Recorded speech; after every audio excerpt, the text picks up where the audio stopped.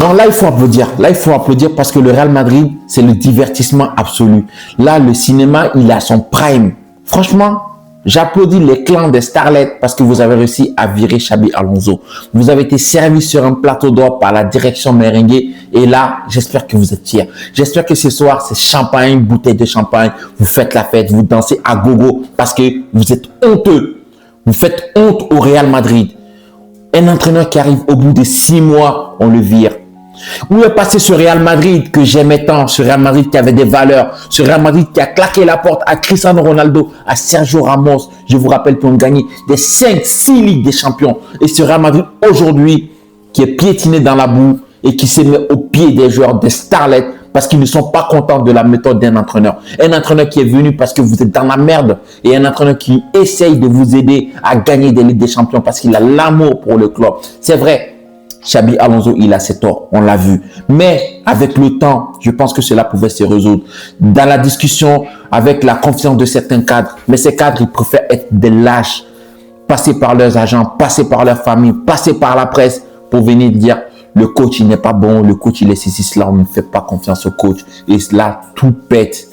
Assumez vos responsabilités. J'espère que vous êtes contents maintenant. Le coach, il est viré. J'espère que le prochain week-end, vous allez gagner 4-0, 5-0. Ce Real Madrid qui tactiquement est à la ramasse totale. Ce Real Madrid qui s'est fait piétiner par le FC Barcelone. Matin, midi, soir. Qui s'est fait piétiner par Celta Vigo. Xabi Alonso, dites-moi, depuis le début de saison, combien de fois il a joué avec ses défenseurs titulaires?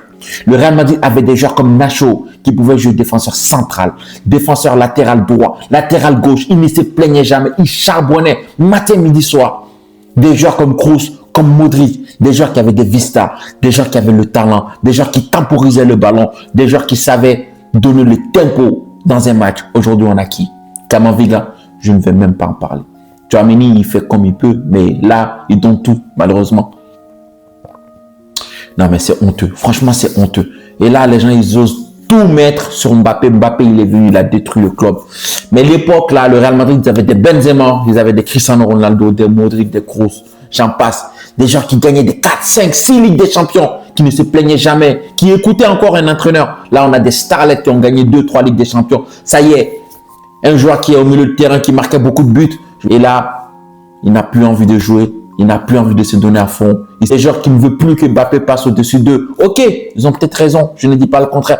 Mais Mbappé sur le terrain, c'est le seul qui a la finition, qui est létale, qui est clinique, qui ne trempe pas devant les buts. Hier encore, on a vu, Gonzalo, il est encore faible. Il est encore jeune, je dis. Gonzalo, il a raté beaucoup d'occasions hier dans le match. Des occasions que Kylian Mbappé, il aurait marqué. Parce que lui, il ne trempe pas devant le but. Même Vinicius, il est sauvé par son but. Il a fait un très très bon match. Mais Vinicius, il restait sur 19 matchs sans un seul but. Un attaquant du Real Madrid qui reste sur 19 matchs sans un but. Rodrigo, il restait sur 20-30 matchs sans marquer des buts. Ça ne tombait pas sur lui comme ça. Non, plutôt que de se remettre en question, on préfère virer l'entraîneur. Et le club se cache derrière ça. Parce que le club n'a pas fait les recrutements à la hauteur du Real Madrid. Ce club qui toujours espère aller mendier des joueurs en fin de contrat pour essayer de les gratter. Voilà, la preuve, la dernière, c'est Upamecano, je crois, qui a prolongé avec le Bayern parce qu'on attendait. Davis, l'année dernière, ça ne vous a pas servi de leçon, une fois de plus.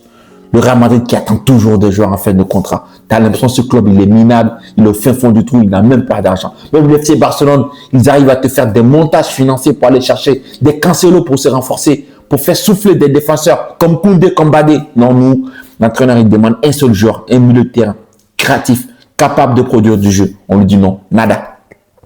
Même ce mercato hivernal. Ils ont conscience, hein.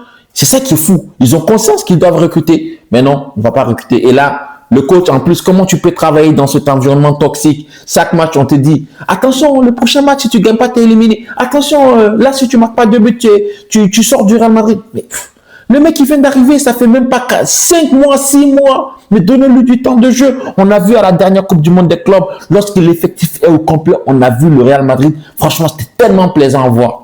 Tellement plaisant à voir. Bref, Xabi Alonso, merci d'avoir pris la route. Parce que tu es un bon homme.